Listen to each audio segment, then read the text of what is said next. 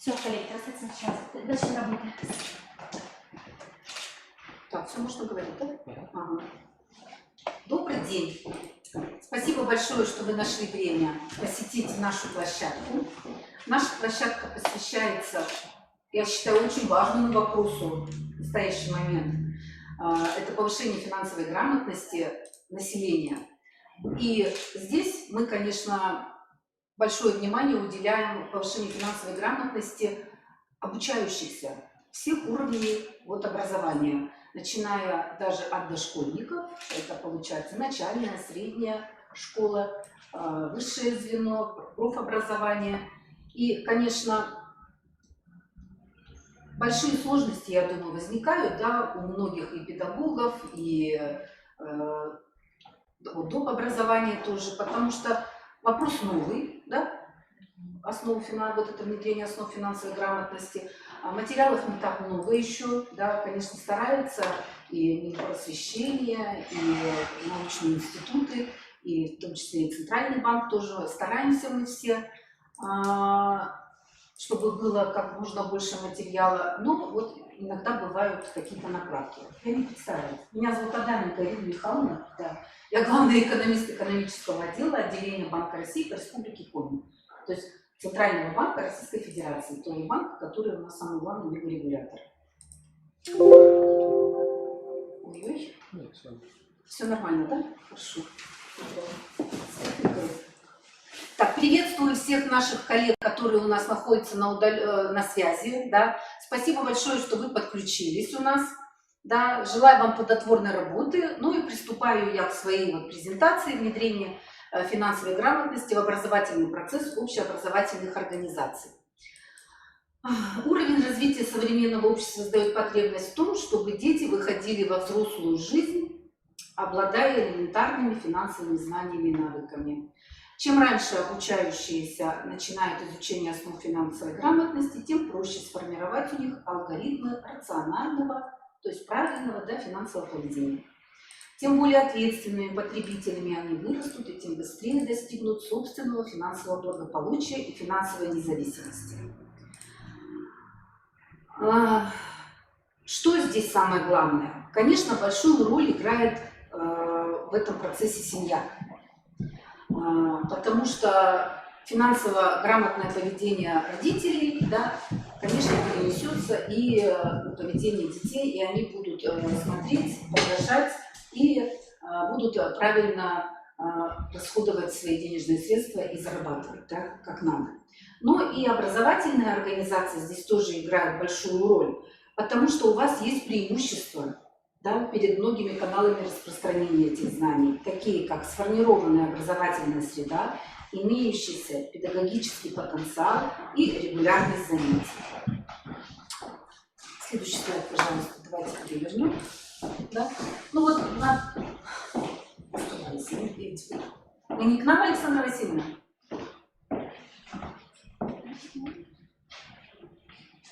Мы уже начали. Заходите. А у меня должно было прийти. Не пришли, да? Нет. Или подключились, может быть, не знаю.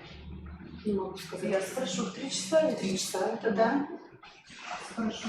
Хорошо, но вы не к нам, да? Нет, Вот я директор года конкурса. Понятно, хорошо. Ну вот здесь на слайде представлены стратегические документы, которые как бы формируют, регламентируют у нас вопрос повышения финансовой грамотности. Может, нам это закрыть? Нет, как вы думаете?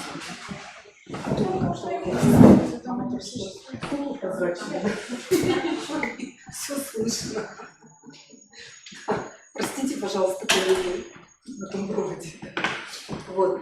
Значит, что здесь указано? Конечно, вы все знаете, что у нас действует стратегия, принята стратегия повышения финансовой грамотности в Российской Федерации на 17-23 годы. И к ней есть план мероприятий «Дорожная карта». Вот буквально летом дорожная карта была немножко скорректирована уже на период 2021-2023 год, исходя из тех новых условий, которые возникли, тех новых рисков, которые сейчас у нас имеются, в частности кибербезопасность, да, вот эти кибермошенничества. И она теперь вот новая карта. Существенно, конечно, она не изменилась, но была немножко скорректирована. Также у нас пока еще до 2021 года действует соглашение Министерства образования и науки Российской Федерации и Центрального банка в области повышения финансовой грамотности. Она была тоже с 18 вот по 21 год заключалась на период. У нас на региональном уровне, я думаю, вы все знаете, у нас действует региональная программа повышения финансовой грамотности в Республике Коми на 18-23 года. Создан у нас координационный совет по повышению финансовой грамотности. Его возглавляет зам главы Республики Коми Карачева Лариса Юрьевна. Сопредседателем вот этого координационного совета выступает наш управляющее отделение Центрального банка Черков Глеб Альбертович. Туда входят все представители, в основном вот высшего управленческого звена Министерства ведомств, Министерства финансов, Министерства экономического развития, Министерства труда и соцзащиты, Министерства образования. Да. Также у нас туда входят отдельные кредитные организации, и у нас туда входят общественные организации тоже. Также вот реализуют у нас, то есть координируют реализацию региональной программы, созданной на базе Академии государственной службы и управления региональный центр повышения финансовой грамотности. Я думаю, вы тоже, наверное, в курсе, да? Возглавляет его Ружанская Наталья Вячеславовна. И они создали портал финансовой грамотности Республики Коми. Он такой живой, там наполненный очень хорошими документами. В том числе там есть календарь мероприятий, которые всегда поддерживаются в актуальном состоянии. И можно, если вот в этом календаре вы какие-то мероприятия выберете, которые вам надо, можно туда зарегистрироваться по мероприятиям по повышению финансовой грамотности, различные эксперты там проводят. Вот. Ну и, конечно, вот у нас, я уже говорила, что у нас тоже с нашим Министерством образования, науки и молодежной политики Республики Коми было заключено соглашение в 2017 году. Ну, 2021 года он у нас кончается, поэтому мы проводили работу. И все основную массу мероприятий, которые в этом соглашении у нас были, мы перенесли уже в план мероприятий региональной программы нашей по повышению финансовой грамотности. То есть ни одно направление у нас не пропало. Так, давайте на следующий слайд. Вот в данном слайде приведены данные о внедрении финансовой грамотности в образовательный процесс. Я не знаю, вы проходили, не проходили. У нас в прошлом году мы проводили опрос. Вот. Центральный банк, я имею в виду вот большой, который Российской Федерации, по всей Российской Федерации проводил опрос. Вот смотрите, там, конечно, не все школы участвовали, но основная их масса участвовала. И вот на первые цифры это по Российской Федерации, а вот после черты это данные по нашей, по Республике Коми. То есть школы сами отмечали, в каком виде они реализуют, да, финансовую грамотность. И вот у нас 3,3 как отдельный курс получилось процента, 59,3 в интеграции с другими предметами, и 44,9 как неурочная деятельность, это вот или элективные курсы, или дополнительное образование, да, получается вот такая у нас статистика, это по 2020 году. В 2020 году мы проводилось такое исследование. Так, следующий нам, пожалуйста, слайд. Вот, что здесь можно сказать? Что важнейшая задача для основательного, да, внедрения основ финансовой грамотности – это создание необходимых условий для внедрения, разработка как нормативной базы, так и методических материалов. И обязательно, тут мы обращаем внимание, нужна организация повышения квалификации педагогов, тех, которые будут, да, читать этот курс или как отдельный, или в составе предметов, чтобы уж педагоги-то у нас в финансовой грамотности, в этих основных понятиях и каких-то там тонкостях понимали, ну, чтобы они, да, о чем они говорят, и чтобы они могли донести до ребят правильные, нужные знания. Вот.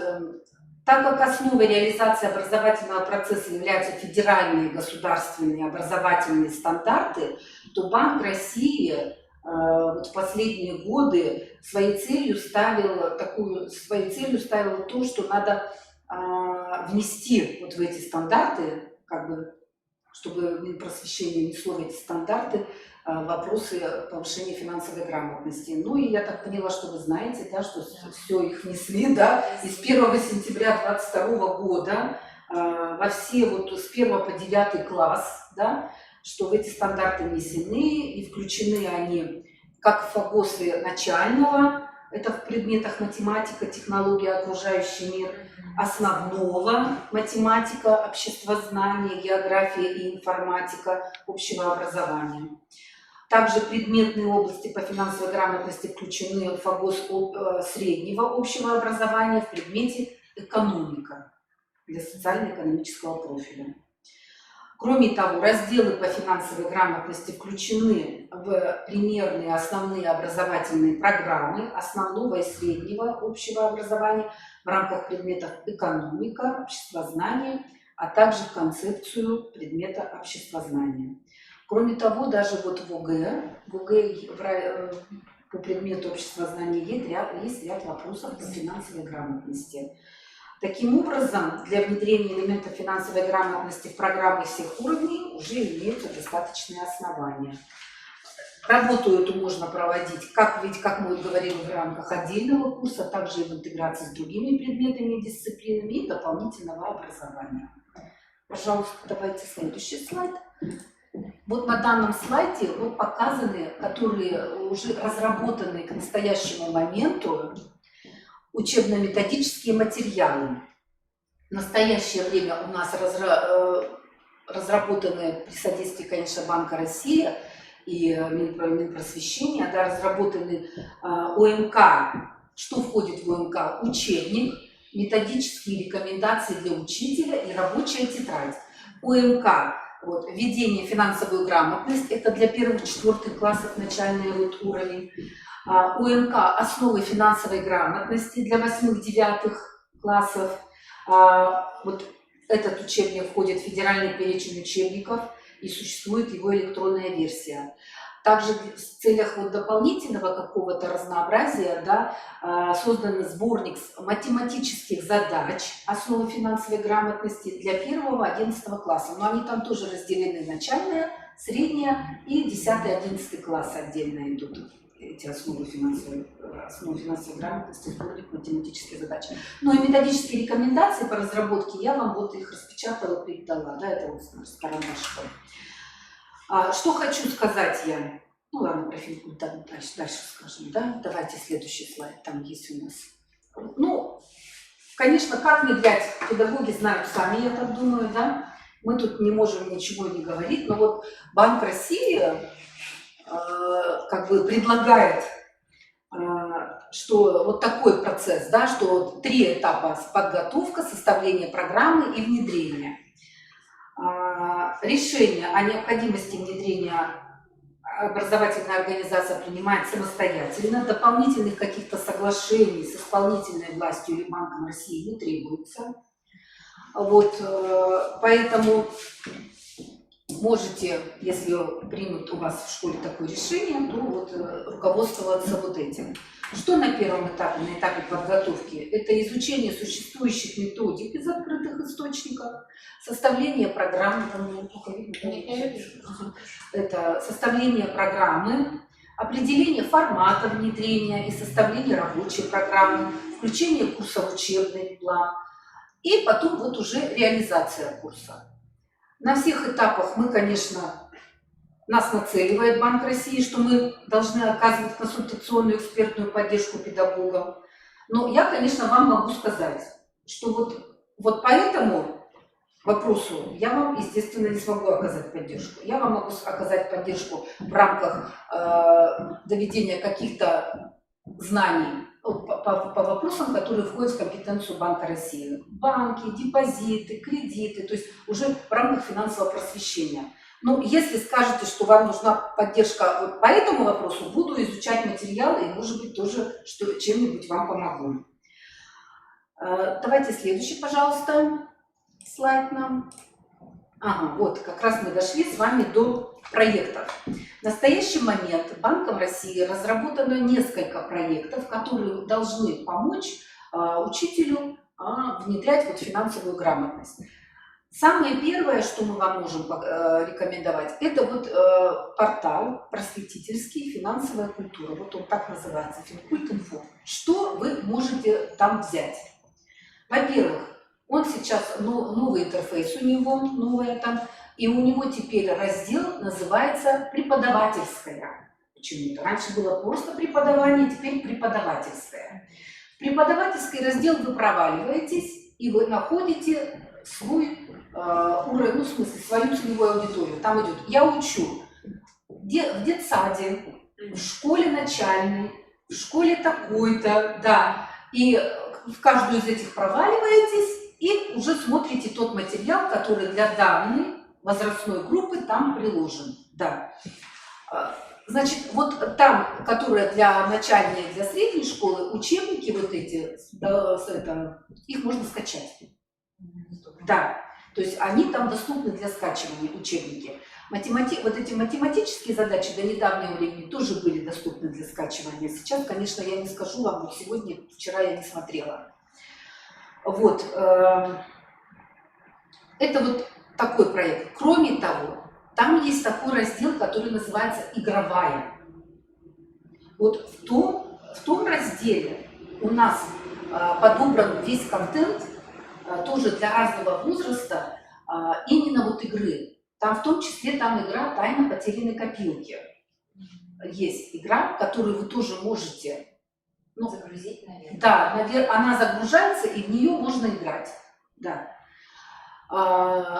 Потом там, значит, есть просто вопросы, ну, как бы темы финансовой грамотности, депозиты, кредиты, значит, что такое банки, про деньги очень большая, по тематике разбита. То есть вы оттуда, как там в виде презентации оно, да, вы оттуда можете тоже взять для себя, для урока, для какой-то темы, тоже материал можно взять. То есть я вас очень призываю, используйте эти ресурсы, он бесплатный, по большому счету, да, и там, кстати, есть вопросы-ответы, жизненные ситуации, там люди описывают, как они попадали в какую-то ситуацию, и Банк России дает ответ, как надо было правильно поступить или как выйти из этой ситуации. Да. Особенно там про черных кредиторов очень много, про кибермошенников очень много дается консультаций. То есть, пожалуйста, используйте, вы не одни, можно так сказать, есть материал, который можно использовать. Следующий проект наш, который, я думаю, вы, конечно, знаете все, это онлайн-уроки по финансовой грамотности. Сейчас. Они у нас идут уже давненько, не первый год мы реализуем этот проект, в виде 2 сессий, весенней и осенней. В настоящий момент, с 15 сентября, у нас стартовала осенняя сессия онлайн-уроков по финансовой грамотности, продлится она до 17 декабря. Призываю вас тоже воспользоваться этим контентом. Значит, что могу сказать? В этом году, вот сейчас в осеннюю сессию, расширили перечень тем по кибербезопасности там.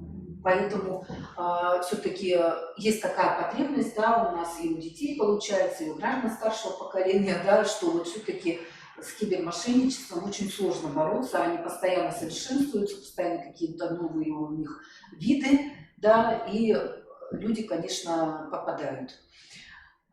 И что еще? Конечно, вы сами знаете, да, как там подключается и все. И ваше чаяние мы все знаем о том, что хотелось бы, чтобы эти уроки были, возможность была их скачать. Да, знаем ваши чаяния. Да, постоянно мы об этом говорим Центру компетенции. Да, мы тоже считаем, что это очень сужает вот это вот живое общение, ну, как бы, что они только вот в то время, которое у них там запланировано.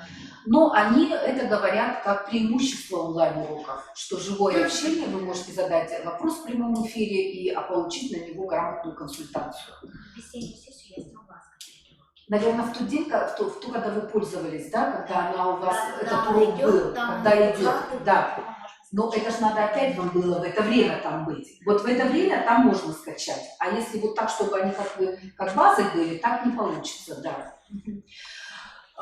Тоже, конечно, мы уже доносили, что расписание не очень, да, не совпадает. Мы тоже это ваше чаяние доносили, тоже мы уже говорили об этом, просили или, может быть, уменьшить по продолжительности, да, сам этот не 45 минут, может быть, чтобы его куда-то как-то втиснуть, да, предлагали мы тоже, пока вот этот вопрос нам не ответил Центр компетенции, да, но мы это тоже знаем. И, конечно, мы знаем эту головную вашу боль о направлении отзыва, да, что его надо направить обязательно, и обязательно запомнить все графы, иначе он не попадает. Да, тоже мы это, да, мы тоже это все, тоже, да, мы это тоже написали, но вот пока вот не дают нам ответы на наши эти вопросы, но мы все вас слышим и все доносим до этого соответствующего центра компетенции. Но вот пока так. Пока так, пока по-другому ничего сделать, конечно, интересно. Да, ну то есть, в общем, получается, пока вот таким образом. Но я вас, конечно, призываю, пользуйтесь данным тоже ресурсом, потому что это показатель нашего региона в свете вот всех этих KPI и всего, да, которые сейчас внедряются. И хотелось бы нам быть. Мы, конечно, за этот год повысились немножко, но не немножко, за весеннюю сессию мы хорошо повысились, мы на 30 позиций вверх поднялись, потому что у нас 126 образовательных организаций, 110 у нас школы, 16 ПО у нас приняли участие. Давайте переключим, что ли. Вот это, да, здесь вот про онлайн-уроки. Принимали участие 34% у нас от всех школ, которых было, да, 11 тысяч просмотров у нас было, 719 уроков просмотрели. То есть мы очень хорошо так прилично поднялись, но все равно пока вот в серединке. Мы 48 или какое-то место мы занимаем, ну, 44 из региона, всех по Российской Федерации, 44. Ну, еще раз быстренько пробегу, да, как принять участие в онлайн-уроках, да. Вы, значит, заходите на вот этот сайт НИФГ.ру, да, там прямо смотрите, выбрать тему расписания, выбираете тему, выбираете дату соответствующую, выбираете время уроков, нажимаете регистрация, да, регистрация. Когда регистрируетесь, там вас просят указать адрес электронной почты, да, на которую придет индивидуальная ссылка, после которой вы только, когда вот придет это время, да, вы пройдете по этой ссылке и тогда сможете участвовать в онлайн-уроке, да. Ну вот, значит, подать заявку для предварительной регистрации, принять участие накануне, проверить оборудование, направить отзыв организаторам, получить сертификат после обработки отзыва. Вот. Ну что, преимущества Банк России считает, что у онлайн-уроков какие преимущества? Это что могут подключиться все, независимо от территориальной принадлежности, да, от Петропавловска до Калининграда. Что время очень якобы гибкое, с 3 утра оно получается до 16 часов теперь по московскому времени, они в этот раз продлили немножко. Что информационные продукты разработаны по единым стандартам с учетом особенностей целевой аудитории, что те темы соответствуют учебникам по финансовой грамотности, что позволяет легко строить уроки в школьную программу. Ну и, как я сказала, живые коммуникации, возможность задать вопрос лектору и получить ответ в прямом эфире. Какие задачи Банк России ставит перед онлайн-уроками? Это пробудить интерес к финансовым знаниям, заложить установки грамотного финансового поведения, познакомить с актуальными финансовыми продуктами и услугами и предупредить о рисках на финансовом рынке. Давайте следующий слайд. Еще я хочу вам рассказать еще об одном нашем проекте. Тоже этот проект очень внимательно отслеживается Центральным аппаратом Банка России, сколько у нас принимает. Этот проект называется «Дол-игра». Я не знаю, в курсе вы, не в курсе, во все школы тоже доводила эту информацию я. Что такое «Дол-игра»? Это аккумулирование лучшего игрового контента по финансовой грамотности, адаптация и преобразование его в готовый набор материалов для дальнейшего распространения. Как его принять? Заходите на сайт вот этот, вот, который указан doligra.ru. До недавнего времени игры можно было просто посмотреть и потом уже регистрироваться и скачать понравившуюся игру. Теперь надо сразу зарегистрироваться, и только потом открывается каталог игр. Вот. Мы сейчас внесли, конечно, им предложение, чтобы они сначала в открытом доступе оставили эти игры.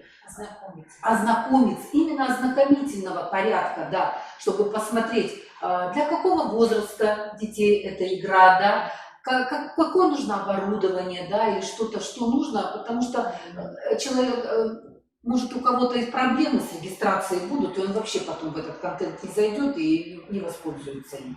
Ну, то есть, вот тоже немножко большая такая есть неприятность, но что делать? Значит, заходите. Что здесь хорошо в этом doligra? Игры разбиты по возрастной категории, там от 6 до 15 лет. Для старших там 3 очень такие в виде квестов, есть 3 хорошие квесты-ребусы, кроссворды, есть такая игра. У них там хорошая, да. Что? Эту игру скачаешь, у себя там, если там нужен раздаточный материал, распечатаешь. То есть не в онлайн эта игра будет, эта игра будет вот живая. А оттуда вы только берете вот этот контент.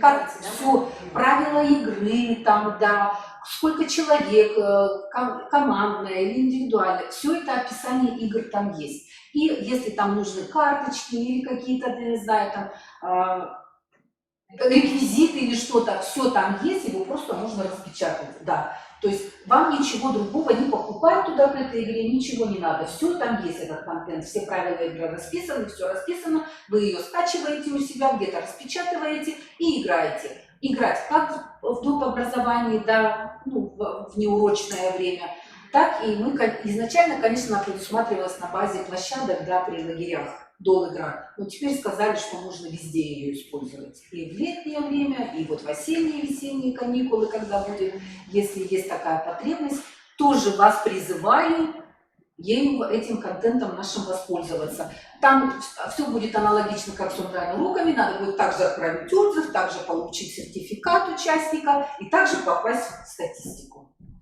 Да. Вот. Так что это... Вы сейчас переключите, пожалуйста, следующий слайд, и можете, там уже это последний раз. Да. Нет, но он сейчас и вернется сразу, да, я так поняла, на чуть-чуть его только позвали. Вот. Ну и что, вот какие Банк России теперь видит перспективные направления в данном вопросе?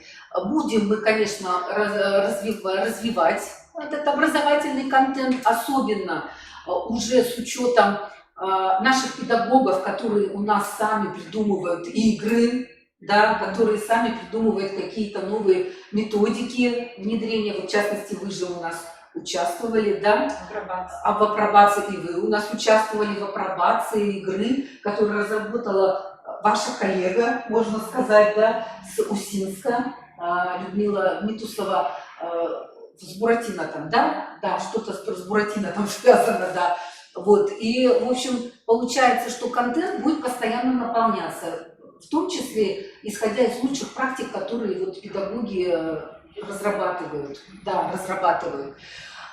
Очень большую задачу мы ставим по повышению квалификации педагогов, да, и заинтересованности, увеличению заинтересованности. Я не знаю, у вас есть такая проблема, нету. Вчера мне ПО сказали, что так как не сильно это включено вот в эти какие-то там у них стандарты, у них же там только в общую компетенцию включено, да, что не очень-то идут навстречу, часы не выделяют. Ну, нету учебных часов, я не знаю, у вас есть такая проблема, нету такой проблемы, вот. Ну, я просто сказала, ну, видите, только же для школы пока, да, с 1 сентября сделали 2022 года как обязательно, может, поэтому у вас с этим проблем не будет, да, с часами. Вот, включение вопросов по финансовой грамотности уже в контрольно-измерительные материалы единого государственного, да, этого экзамена, я так думаю, по обществознанию, и когда-то говорили и по математике, что-то там они хотели, да, да, по математике и вот по обществознанию. И вот, как я уже сказала, масштабирование лучших практик в области преподавания финансовой грамотности. Ну, в общем, так-то было у меня все. если у вас ко мне сейчас вопросов нету, давайте вопросы, может, потом, когда обсуждение будем. Послушаем, да, наверное, который на связи. Посмотрите, пожалуйста, вот Жанну Игоревну можно нам услышать? Если она подключится. Я никак надо. Вот. Очень приятно. Здравствуйте, Жанна Здравствуйте, Игоревна. форума. Мы рады приветствовать вас и готовы поделиться опытом, рассказать, как внедряется финансовая грамотность у вас в городе Египте номер 1. Да, у нас передовики, они одни из первых образовательных организаций еще с 2018 года внедряют основы финансовой грамотности. И поэтому я вот попросила, чтобы все-таки Жанна Игоревна рассказала, уже опыт у нее уже получается не маленький, да, столько лет, и поделилась с вами какими-то, может, своими лучшими наработками. Готовы поделиться. Да. В соответствии с национальным финансовой грамотности 2017-2013 годов, как сегодня уже говорили, в рамках проекта Министерства финансов Российской Федерации «Содействие повышению уровня финансовой грамотности населения и развитию финансового образования в Российской Федерации» в январе 2017 года лицей был включен в перечень образовательных организаций, отобранных Банком России в качестве опорных по внедрению основ финансовой грамотности. В марте 2017 года нам были предоставлены учебно-методические комплекты «Основы финансовой грамотности», авторами которых являются вот известные авторы Чумаченко, Горяев. В данные комплекты входили учебные пособия, рабочие тетради, контрольно-измерительные материалы. Позже еще были нам, в этом году, по-моему, тоже были добавлены еще материалы. Кроме этого, поступили методические рекомендации по разработке и реализации программы данного курса в образовательной организации. Учитель, преподающий данный предмет, прошел курсы повышения квалификации. Наверное, это и было отправной точкой, с которой началась работа по развитию основ финансовой грамотности в лицее. В образовательную программу школы были включены модули по финансовой грамотности с реализацией через урочную, внеурочную деятельность и дополнительное образование. В 2018 году в лицее была разработана и принята программа «Финансовый гений», мы назвали именно так, никак не меньше, которая включает следующие направления. Шаги в финансовую грамотность. Сюда входят занятия в системе дополнительного образования, финансовая грамотность для учащихся 8-9 классов. Изучение данного курса способствует знакомству учащихся с финансовой, инвестиционной деятельностью, страхованием, принципами сбережения дохода, правильного управления и так далее. Это и программы внеурочной деятельности для 5-7 классов с финансами на «ты», для 10-х «Твоя финансовая безопасность». Это встречи, интерактивные беседы со специалистами финансового управления, администрации муниципального образования городского округа ИНТА, представителями Сбербанка России, выпускниками, студентами финансовых и экономических вузов. Это проведение тематических мероприятий «Азбука финансовой грамотности» в лагере с дневным пребыванием детей на базе лицея. Вот, кстати, сегодня нас обрадовало то, что есть интересного дол-игра для лагеря, мы обязательно ее тоже используем. Большим интересом у ребят пользуются онлайн-уроки финансовой грамотности, о которых тоже сегодня говорили. Учащиеся систематически принимают участие в осенней, весенней сессиях онлайн-уроков, организованных Банком России, а также в ежегодном проекте «Неделя сбережений», организуемом Министерством финансов Российской Федерации. Только в прошлом учебном году вот в данных мероприятиях участвовало около 80% учащихся. Материальная база лицея позволяет принимать участие в онлайн-уроках по основам финансовой грамотности, онлайн-конкурсах, родительских собраниях, проводимых в рамках Всероссийской недели финансов. Следующее направление нашей программы – это мир финансовой грамотности. Сюда входит организация и проведение недели финансовой грамотности, турниров, олимпиад, викторин.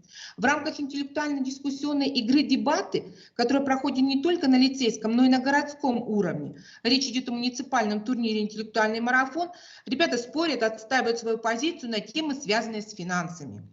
Защита проектных работ учащимися, выступление на муниципальной научно-практической конференции «Эврика» по финансовой тематике. Все это стало неотъемлемой частью финансового ликбеза. С целью формирования положительного отношения к личным и общественным финансам, обеспечения экономической, финансовой безопасности личности, разработана система классных часов, конкурсов игр. Своя игра «Деньги мира» и «Мировые деньги», конкурс игра «Лучший финансист», квест игра «Путешествие в страну экономика», интеллектуальная игра «Что, где, сколько». Лицей является муниципальным центром по работе с одаренными детьми и проводит много городских мероприятий, следовательно, расширяется образовательное пространство. В задания различных состязаний включаются вопросы по финансовой грамотности, математическая регата, фестиваль информационных технологий, интеллектуальный марафон, историко-лингвистический квиз. Игры пользуются большой популярностью у ребят, потому что они позволяют применить на практике полученные знания через моделирование конкретной ситуации, принятие на себя определенной роли. Третье направление – финпросвещение.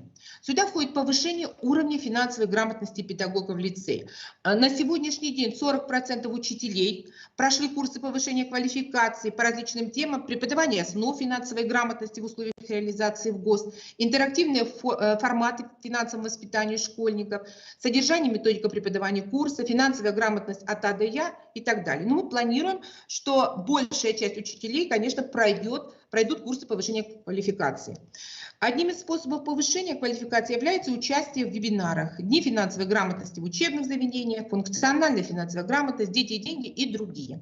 Включение элементов финансового просвещения на различных уроках, тоже об этом сегодня уже велась речь, в обществознание, математика, ОБЖ, география, технология – это важные задачи, которые стоят перед педагогами в будущем, на сегодняшний день.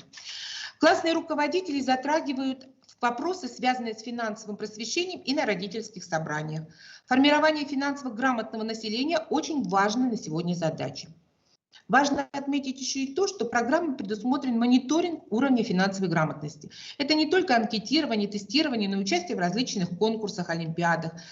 Только в период с сентября 2019 по май 2021 лицеисты участвовали в различных интеллектуальных состязаниях. Всероссийская интернет-олимпиада школьников по финансовой грамотности — 15 участников.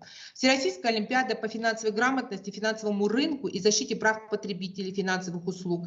Приняло участие 12 учащихся, 3 прошли во второй тур. Всероссийская онлайн-олимпиада по финансовой грамотности, 16 участников, все прошли отборочный тур, по результатам заключительного получили дипломы 2 и 3 степени. Всероссийский онлайн-зачет по финансовой грамотности, приняло участие 56 лицеистов, все получили сертификаты. Онлайн-квест по финансовой грамотности, 15 участников. Всероссийский конкурс эссе «День рубля». Учащийся лицея занял 1 место в муниципальном этапе конкурса. Ну, 6 пока только, но все-таки в республиканском этапе. Межрегиональный конкурс ученических, исследовательских и творческих работ. Учимся финансовой грамоте на ошибках и успехах литературных героев. Приняли участие в республиканской олимпиаде «Опора республики». И в этом учебном году запланировано участие в ряде других олимпиад: высшая проба для школьников 9-11 классов, финатлон для старшеклассников, викторина по финансовой математике для 7-8 классов. Ребята активно, охотно принимают участие в этих олимпиадах. В конкурсах различных принимают участие и наши педагоги. Муниципальный конкурс внеурочных мероприятий в 2021 году, диплом призера за проведение интеллектуальной игры «Финансовый гений» получил учитель наш, который провел это мероприятие. Республиканский конкурс методических и проектных разработок повышения финансовой грамотности в 2019 году получили диплом участника, а в 2020 году в республиканском конкурсе инновационных методических разработок повышения финансовой грамотности в номинации «Лучшая инновационная методическая разработка для 5-9» стали победителем. Мы гордимся, что наш молодой учитель, выпускник Сыктывкарского университета Попова Диана, в 2021 году награждена благодарственным письмом Министерства финансов Российской Республики Коми за вклад в повышение финансовой грамотности учащихся 8-11 классов в части реализации программы курса «Основы финансовой грамотности». Материалы деятельности учителя образовательного учреждения по развитию финансовой грамотности размещен на сайте Министерства финансов Республики Коми. Лицей не стоит на месте, движется вперед. Так мы понимаем, что финансово грамотный человек – это будущее России. Спасибо за внимание.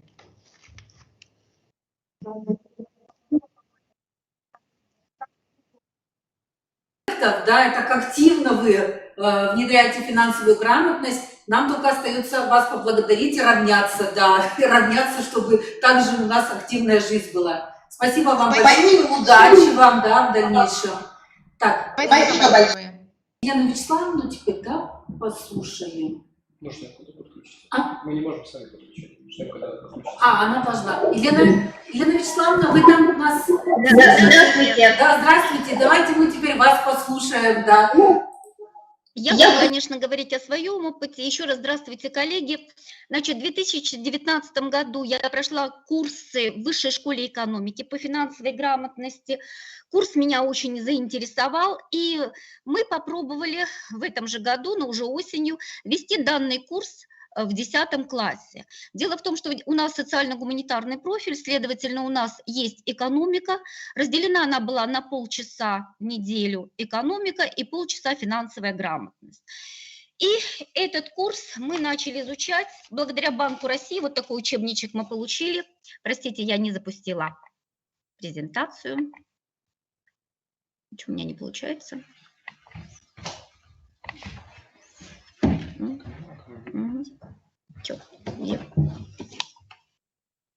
В любом случае, я хочу обратить ваше внимание, что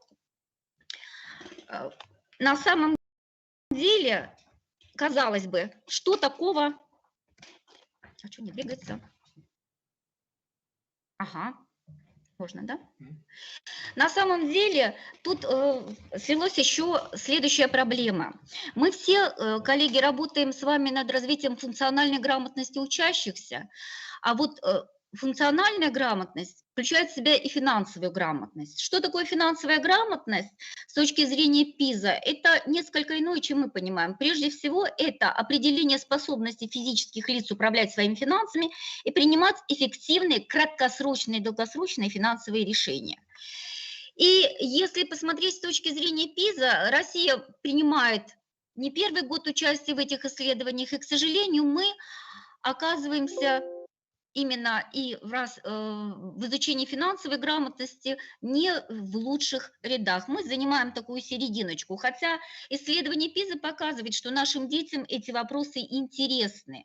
А раз интересны, значит, мы должны над этим работать, тем более, что современный мир, современное развитие общества, оно заставляет нас этим заниматься.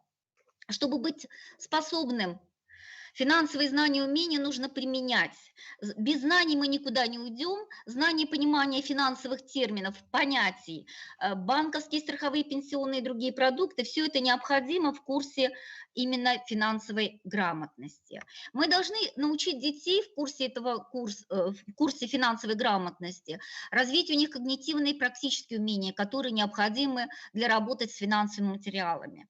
Распознавать финансовую информацию, анализировать, интерпретировать, оценивать финансовые проблемы, выдвигать и предлагать варианты их решения. Именно поэтому на это и направлен курс финансовая грамотность. А самое главное, что исследования ПИЗа показывают, еще раз повторю, что мы, к сожалению, не находимся впереди планеты всей, мы находимся в очень большой середине. Наши дети показывают первый, второй, часть детей третий уровень, до 5-6 мы, к сожалению, не дотягиваем.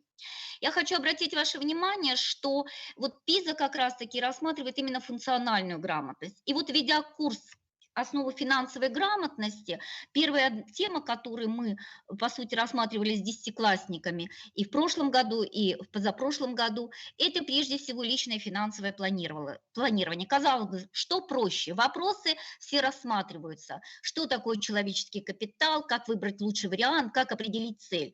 Для многих ребят было открытием, что планировать можно не сегодня, не завтра, не на неделю, не на месяц, а планировать можно на многие годы вперед. И, по сути, решать те проблемы, которые кажутся невыполнимыми в плане финансов. Особый интерес у детей вызывает тема кредит. Кредит, казалось бы, вот вы видите, что дается в главе в учебнике, что такое кредит, что такое возвратность. Казалось бы, всем известно, тем более, что получается так, что кредит у нас закредитованы по опросам детей. Очень много семей, 2/3 семей имеют и не один, а несколько кредитов. И вот когда мы с ребятами стали рассматривать вопросы кредитов, да, что такое, из чего состоит кредит, ежемесячный процент, погашение основного долга, погашение комиссии и так далее, ребята были удивлены, что переплачивают они значительно больше, и без каких-то вещей, которые они хотят здесь и сейчас, можно обойтись, поработав полгода, отложив деньги, можно купить не переплачивание. не переплачивая. Сначала мы брали просто обыкновенные примеры из учебника, потом я брала те, которые кредиты, которые платила сама, то есть сами бланки. И ребята считали, оказывается, что... Потом ребята стали приносить свои как бы таблицы без фамилий и так далее. И оказывается, что... Причем мы рассчитывали и простой кредит, и кредиты более сложные проценты, оказывается, что все-таки это достаточно сложная тема. И от многих кредитов, вот дети пришли к выводу, можно отказаться. Но самое интересное, что в этом учебнике, который тоже нас привлекает, есть кейсы. Кейсы – это тот практикум, который необходим, потому что курс финансовой грамотности, он, конечно, все-таки практикоориентированный. Дается определенная ситуация, на фоне этой ситуации дается несколько позиций, и ребята, споря, рассуждая, аргументируя, они делают выбор, который, может быть, им пригодится и в будущем. Очень интересная глава – это расчетно-кассовые операции. Дело в том, что это такое, для чего нужна банковская ячейка, как осуществляются денежные переводы, вообще функция банковской карты, какие они бывают. И, конечно, кибермошенничество, которое связано с этими картами, это, конечно, тоже вопрос детей волнующих. Тем более, что, как дети отвечают, особенно десятиклассники, что многие уже в данной ситуации сталкивались, многие семьи, с кибермошенничеством и как раз-таки касающихся банковских карт. Поэтому эти вопросы детей интересуют, им интересно, особенно когда это проходит в ходе живой дискуссии и так далее. Мы в нашей стране все-таки очень мало говорим о страховании. Вот я начинаю такой урок страхования с нарезки новостей. Наводнения, катастрофы.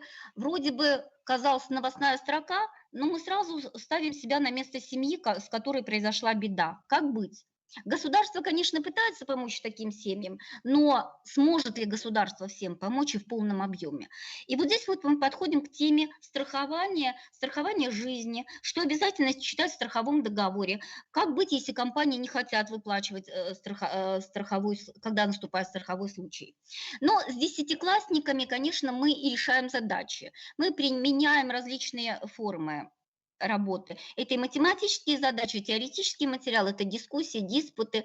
Во внеурочной деятельности мы обязательно проводим игру «Что, где, когда». Здесь, конечно, приходится мне работать, выбирать эти вопросы, чтобы детям было интересно. Конечно, мы проводим и технологию дебатов обязательно, но на город мы, конечно, не используем финансовую грамотность, потому что у нас эти темы на город не выбираются. А вот внутри гимназии, среди старшеклассников, такие дебаты проходят очень активно. Вы видите фотографию, это ребята, сейчас ребята 5 класса. Мы очень часто, вот в этом году мне повезло, мы начали изучать финансовую грамотность в 6, 7, 8 и 9 классах по 0,5 часа, то есть раз в 2 недели, получается, у нас урок идет. И мы сталкиваемся, первая тема – это история денег. Конечно, мы провели, я рассказала, показала презентацию. Ну а как закрепление мы стараемся играть. Игровых форм очень много, слава богу. Вот это вы видите, мы играем с ребятами в свою игру, где различные номинации и решение простейших математических задач, здесь тоже есть и история денег, и применение на практике многих вещей. Ребятам безумно интересно, а в игре они не только ведь что-то отвечают на какие-то вопросы, не только проявляют свой уровень знаний, но они получают и новые знания, потому что вот это такая познавательная игра. Вообще игр, конечно, очень много, и игровые технологии мы применяем не только на уроках, во внеурочной деятельности, но мне бы хотелось обратить внимание на такой момент. Это я, да? Игра, конечно... А что не включается? Игра, конечно, вещь замечательная, но вот у меня проблема в преподавании финансовой грамотности – это нехватка времени. Курс безумно интересный, детям нравится, но времени на подготовку у меня уходит достаточно много. Хотя материалы действительно, я пользуюсь всеми сайтами, которые были рассказаны выше. Большим подспорьем являются те вебинары, которые проводит Банк России. Есть, конечно, нестыковки со временем, порой мы просто не попадаем на эти уроки, потому что либо рано, либо поздно. Но стараемся, конечно, участвовать. Но опять же хочу обратить ваше внимание. Курс интересный, практикоориентированный, но не хватает просто времени. Вот даже я понимаю, что в отличие от многих коллег, у меня есть этот час, мне дали это время, но 17 уроков, вот даже такой учебничек охватить с детьми просто нереально. И, конечно, приходится выбирать, приходится сжимать материал. Но хочется, конечно, уроки проводить именно практикоориентированные, чтобы дети на практике получали тот необходимый социальный опыт, который им поможет в будущем. Желаю всем успеха в изучении этого предмета. У меня все. Ладно, было очень интересно, и, конечно, вы в более выигрышном положении, да, что у вас, вам выделены часы, да, желаем вам дальнейшего успеха, да. Спасибо. Наталья Александровна, вы теперь Тоже готовы, да. Да, давайте тогда вы теперь поделитесь своим опытом. Каким образом мне переключать? Вот у нас 16-я школа, тоже наша опорная школа, они тоже, у них очень много своих наработок, и расскажет нам сейчас Наталья Александровна о своем опыте. Они очень наши большие помощники, да, всегда откликаются на все наши инициативы, да, приглашают нас часто и участвуют в тех проектах, которые мы предлагаем. Добрый день, уважаемые коллеги. Сегодня мы тоже хотели бы вам поведать о нашем опыте формирования финансовой грамотности на базе нашей школы. Следующий слайд, пожалуйста. С 2018 года мы являемся опорной школой по внедрению основ финансовой грамотности, и мы пытаемся внедрять финансовую грамотность на разных уровнях. То есть это и урочное, и внеурочное, и дополнительное образование. И, естественно, мы пытаемся решить актуальную проблему и актуальную задачу на настоящий период – это формирование и развитие основ финансовой грамотности обучающихся. Следующее. При реализации данной задачи при реализации финансовой грамотности мы решаем следующие задачи. Это формирование ключевых и специфических компетенций в области финансовой грамотности и предпринимательства, реализация образовательных программ урочной и внеурочной деятельности, в которых обучающиеся получают необходимые знания и практические навыки в области финансовой грамотности. И третья наша задача – это обеспечение возможности выпускникам школы успешно продолжить образование в вузах страны по направлению предпринимательства и экономических специальностей. Потому что уже именно с 10 класса у нас есть профиль, социально-экономический профиль. В 10-11 классе туда уже идут детки, которые непосредственно в последующем хотят связать свою жизнь именно с предпринимательством и продолжить обучение на экономических специальностях. МАУ СОЖ номер 16 имеет позитивный опыт развития социально-экономической компетентности молодежи. С 2018 года в наши учебные планы был включен предмет «Основы финансовой грамотности». Данный предмет является практикоориентированным курсом и представляет возможности для формирования экономического воспитания наших школьников. Кроме этого, формирование финансовой грамотности школьников служит средством развития их личностного потенциала и дальнейшего самоопределения и профориентации. Конечно же, наши учащиеся участвуют во многих конкурсах и мероприятиях. Например, в 2019-2020 году 5 наших учащихся стали призерами престижного регионального чемпионата «Молодые профессионалы Республики Коми в компетенции предпринимательства». Кроме этого, за 2020-2021 учебный год наши учащиеся стали победителями и призерами Республиканской олимпиады по финансовой грамотности «Опора Республики Коми». У нас есть диплом второй степени. Далее мы являемся победителями Всероссийской олимпиады школьников по экономике муниципального уровня, победителями и призерами Всероссийской олимпиады школьников по обществознанию. Мы награждены дипломом второй степени за республиканский конкурс видеороликов «Стоп-камера финансы». Наши учащиеся принимали участие в муниципальном конкурсе «Творческая мастерская финансовой грамотности» и получили диплом первой степени. Конечно же, помимо учащихся, наши учителя также принимают участие и семинируют педагогический опыт по данной теме. Например, учитель истории обществознания и финансовой грамотности Елена Ивановна Кофель постоянно участвует в различных соревнованиях, конкурсах. Например, она является победителем муниципального конкурса за лучшую программу профильной смены детских оздоровительных лагерей. Также является победителем республиканского конкурса методических проектов разработок повышения финансовой грамотности и имеет публикацию во втором республиканском финансовом форуме «Финансовая грамотность. Взгляды в будущее». Я потом в последующем немножечко еще также расскажу. И в 2020 году, наверное, это самый большой наш подарок, который мы получили грант Министерства просвещения Российской Федерации. И в рамках данного гранта в школе разработан, реализуется проект «Школа юного предпринимателя». Далее, пожалуйста. Цель данного проекта – это создание условий для развития личностно-деловых качеств и практических навыков предпринимательской деятельности учащихся, которые позволяют ориентироваться в современных социально-экономических условиях. Кроме этого, в школе реализуется образовательная программа, мы ее коротко называем БАМ, это бизнес-академия для молодежи. Это новая модель дополнительного образования молодежи, которая направлена на раннюю подготовку кадров в сфере экономических наук. Данная программа основана на проектной и командной деятельности. Конечно, она пользуется огромной популярностью у наших учащихся. С 2019 года мы успешно реализуем образовательную программу «Профильная сфера. Дружу с финансами». И, по нашему мнению, она является одной из наиболее удачных форм реализации экономического воспитания школьников.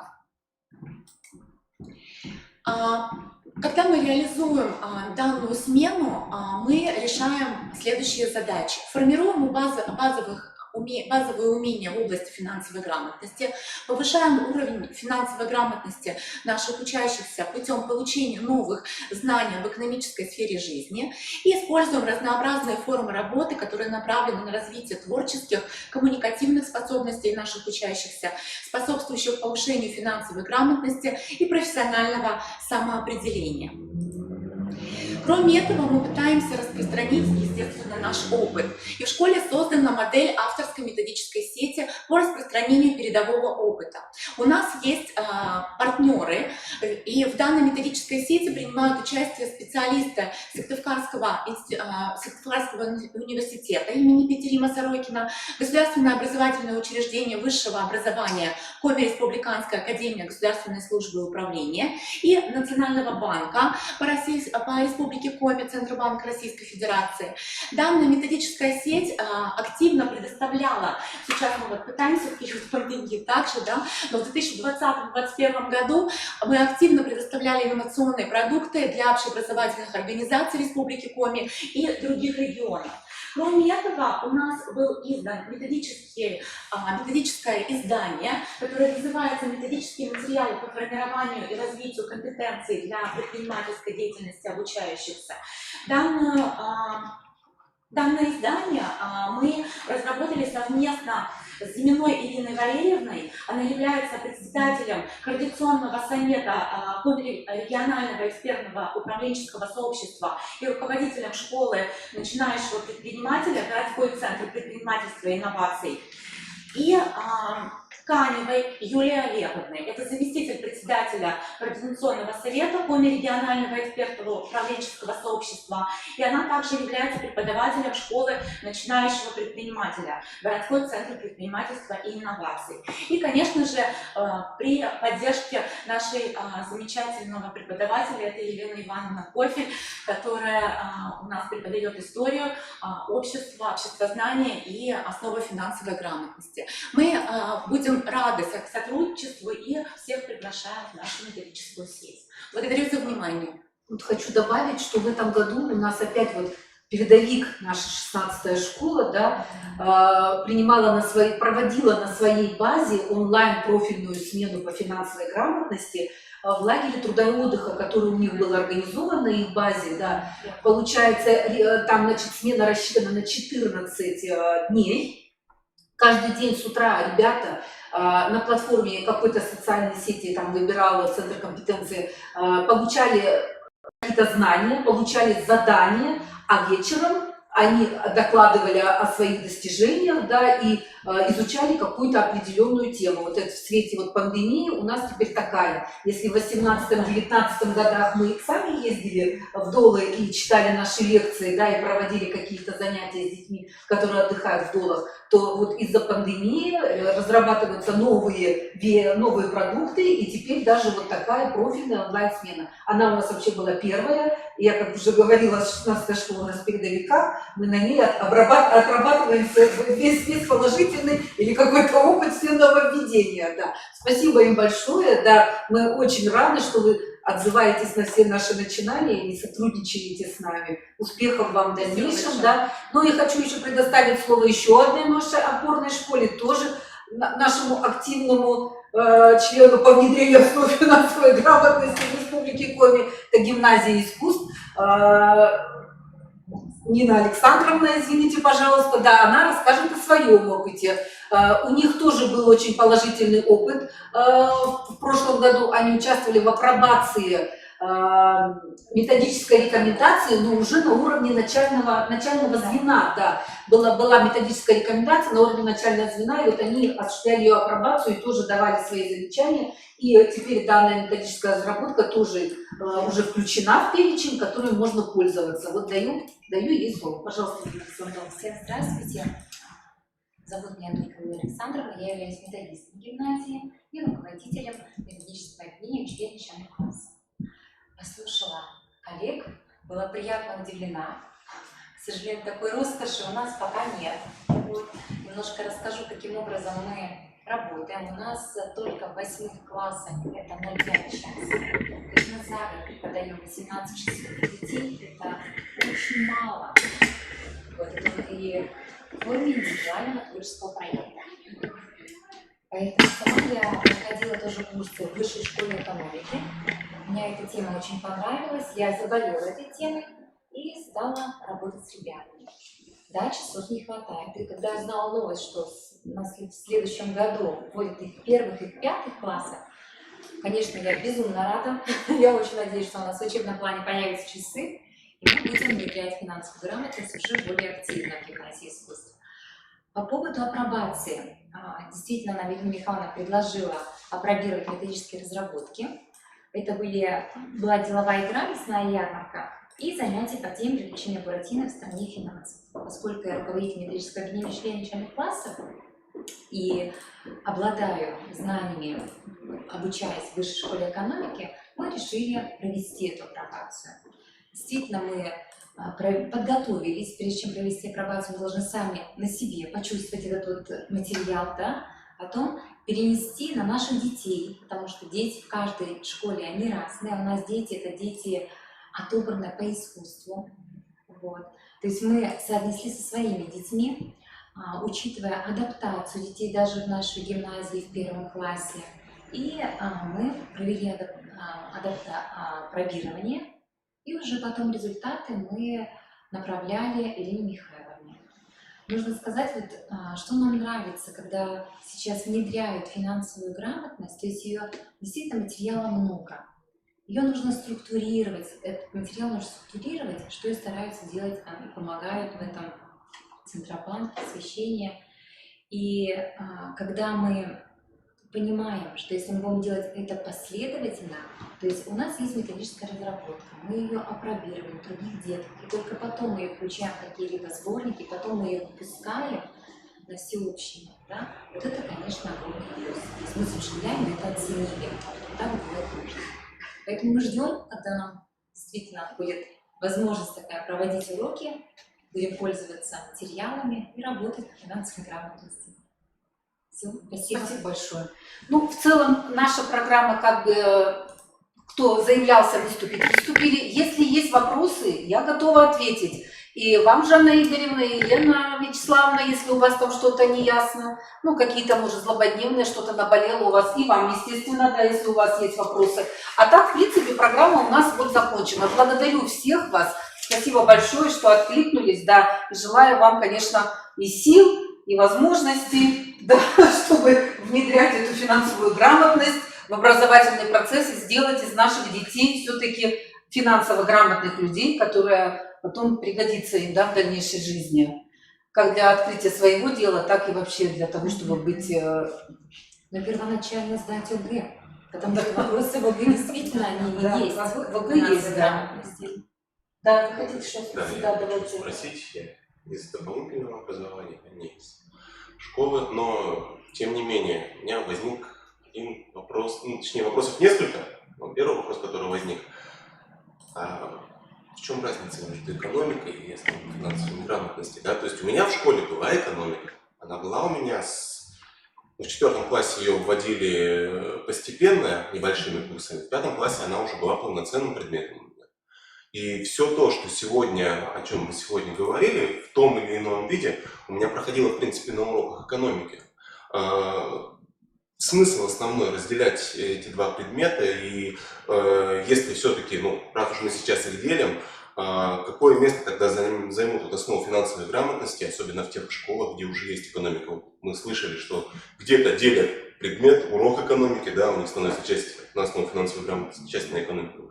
Где-то еще что-то делают, ну, вопрос, зачем тогда? Я так думаю, что не во всех школах есть сейчас экономика, как предмет, да? Наверное, это все зависит от учебного плана и направленности той школы, да, что она у себя там, какие программы она реализует. Вот кто-то хочет сказать у нас, да? Вот.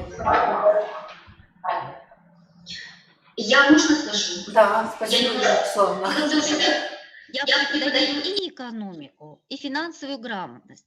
В экономике мы больше рассматриваем все-таки теоретические аспекты. А финансовая грамотность, я ведь неоднократно повторила, это практика ориентирована. То есть здесь мы рассматриваем конкретную ситуацию, конкретные случаи и практическую деятельность. И разница, я вам хочу сказать, я тоже думала, что разницы нет. Разница существенная на самом деле.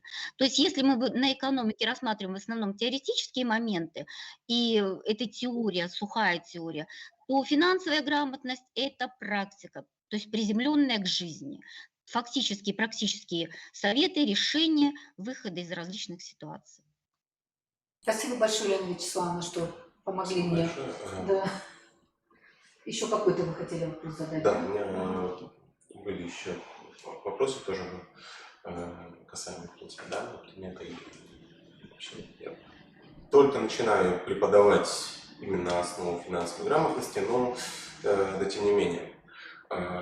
Сейчас я занимаюсь военно-патриотическим направлением в Юнармии, и вот в Юнармии четко стоит задача, когда у нас к выходу из школы ребенок должен быть подготовлен, собственно, к армии, да, не только там физически, еще воспитание в нем патриота, в общем, там есть четкая задача, четкие цели, которые мы преследуем, когда обучаем ребенка.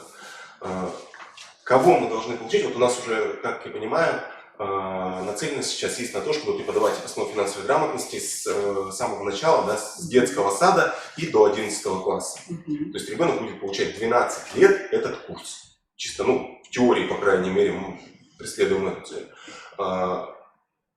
Кем он будет? Что он получит? Он будет просто научен вот для жизни, как мы говорим, да, сейчас рассматриваем какие-то жизненные кейсы, какие-то такие моменты. Или у нас задача взрастить предпринимателя, да, потому что есть моменты некоторые проблемные, как мне кажется, да, вообще в России с предпринимательством сегодня, по крайней мере, с малым бизнесом, да, вот малого бизнесмена. Или что мы хотим вырастить из ребенка в финальном итоге? Этим курсом имеется в виду.